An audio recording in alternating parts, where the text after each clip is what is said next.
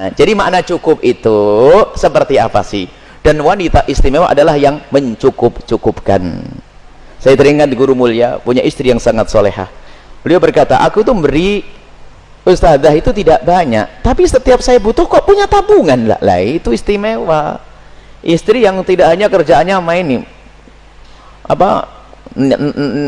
nembak aja neron. Ada memang istri melayani suami bagus-bagus, makanannya enak, cuman nggak masak, beli di warung yang mahal ini, suami nyungsep nanti. Ya, bagaimana hukumnya jika ada seorang suami menyimpan uang di luar pengetahuan si istri, padahal selama ini suami belum mencukupi nafkah lahir untuk istrinya, sedangkan si istri bekerja untuk memenuhi kebutuhan rumah tangganya.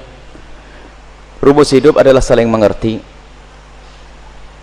Lakukan kewajibanmu dan jangan menuntut. Lakukan kewajibanmu, jangan menuntut. Maknanya, apa yang diberikan oleh suamimu, syukuri itu. Pengabdian istrimu, syukuri itu, jangan menuntut. Ini rumus. Ada orang kerjaannya nuntut. Nah sekarang ada yang bertanya tadi, itu pertanyaannya adalah gimana seorang suami nyimpen duit tanpa semangat istri. Kalau pertanyaan sampai di sini ya sah-sah saja. Mungkin seorang suami punya tanggung jawab, ibunya yang harus ditolong, adiknya harus ditolong karena menjaga istrinya, karena istrinya mungkin sangat lemah, istrinya pelit, jadi kalau tahu tambah sakit hati, mending diam, nggak tahu. Kalau sampai di situ sah-sah aja. Tapi kalau ada lanjutannya, suami tidak memberi nafkah secara cukup, itu pun perlu dibahas. Mohon maaf ibu, nggak usah kecewa ibu, nanti habis ini ibu dapat giliran yang baik. Ini sekarang saya hantemin dulu, ini ibu-ibu dulu mengatakan nggak cukup itu gimana sih? Mana nggak cukup? Wong tasmu harganya 5 juta, antengmu 16, bilang nggak cukup, model apa ini ya? Jadi pertanyaan nggak bisa kita jawab begitu, harus tanya dulu. Saya ketemu orangnya langsung bisa jawab kayaknya. Ada seorang berkata kepada kami, suami saya nggak berani, bajunya bagus, tasnya mahal-mahal, kamu yang bikin susah. Ini nggak usah marah, besok udah datang majelis repot nanti ada bagian suami sami, awas, tunggu jangan lari ya. Jadi makna yang kedua adalah suami saya tidak mencukupi saya. Lah, tidak mencukupi apa? Apakah kamu kelas pemboros? Ya kalau istri kelas pemboros, kerjaannya ini, wong dengar suaminya bisnis belum untung sudah kredit dia. Wallah, denger deh bang berapa tuh? Insya Allah ini langsung kredit. Kulkas yang kemarin juga masih pakai. Ini. Itu model istri-istri perusak gitu. Ada gini, angkat tangan, didoain sembuh nanti. Angkat tangan cepet, didoain sembuh. Jadi makna cukup itu seperti apa sih? Dan wanita istimewa adalah yang mencukup-cukupkan. Saya teringat guru mulia punya istri yang sangat solehah.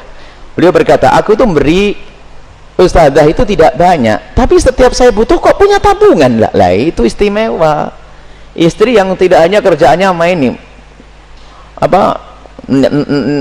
nembak aja neron. Ada memang istri melayani suami bagus-bagus, makanannya enak, cuman nggak masak, beli di warung yang mahal ini, suami nyungsep nanti.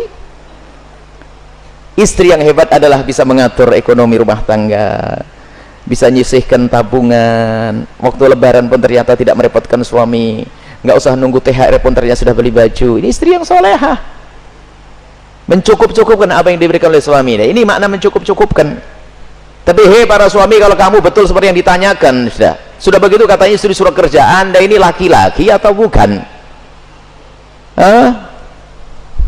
Laki-laki atau bukan ini? Laki-laki ya bertanggung jawab dong. Anda memberi nafkah yang cukup, yang benar, kecuali memang Allah menakdirkan Anda menjadi orang yang suka bangkrut dalam usaha. Anda kan tidak seperti itu. Misalnya memang Anda laki-laki bakatnya kan bangkrutan, dagang apapun bangkrut, kalau tidak dibohongi sama orang ya hilang, ya bangkrut, memang bakat bangkrut. Kalau memang seperti itu ya suami yang berkiprah saat itu menolong keluarga. Intinya para suami, kalau memang di rumah tanggamu itu belum cukup, ya jangan sampai kamu berpikir yang lain-lain lah untuk sedekah sana sini.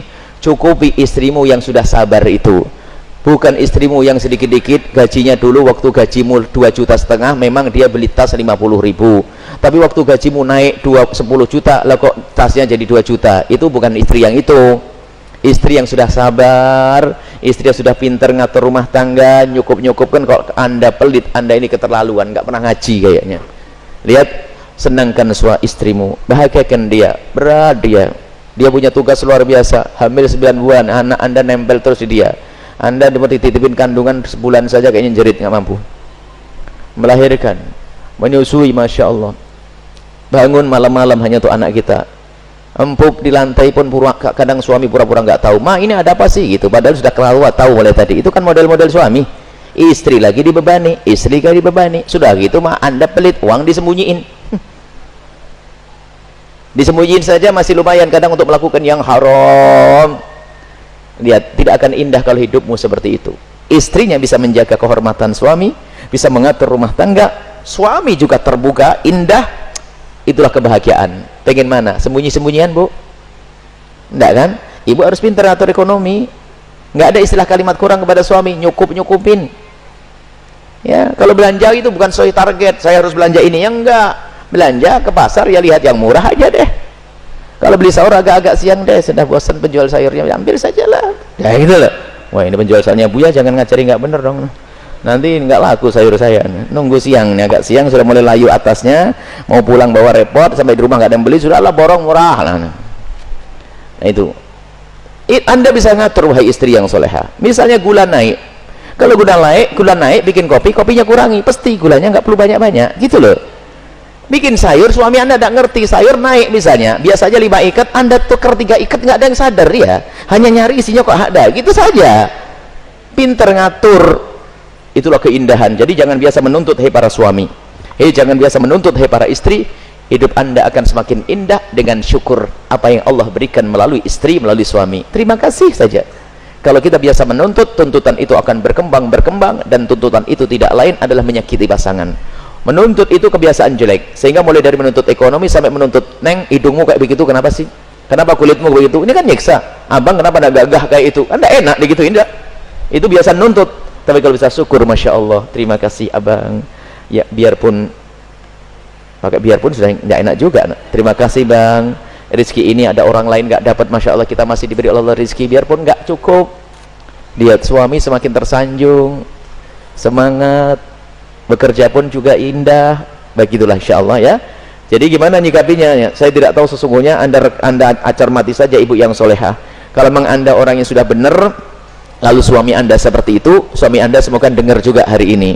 Tapi kalau ternyata Anda yang nggak benar, Anda jago belanja, berarti Anda yang tobat, hei ibu yang bertanya, insya Allah jadi baik semuanya. Ya kalau pertanyaan kayak begitu tuh kadang kita jawabnya tuh nggak harus begini, harus panjang, ngira-ngira semuanya, biar mikir sendiri. Cuman kok idahnya sederhana. Kalau Anda mikir kekurangan, jangan mikir kekurangan pasangan. Dengar ceramah begini, kadang-kadang suami istri itu kalau jejer bareng, misalnya yang di belakang yang jejer sama suaminya, kalau Buya lagi ngomong begini langsung nyenggol suaminya, tuh bang, dengar, nggak usah begitu, ini repot ngaji kayak begitu. Dengar untuk diri Anda sendiri yang pantas, cocok buat Anda, gitu. Oh, terus sampai pulang ke rumah, no, dengar nggak omongan Buya tadi, yang mana? Yang itu.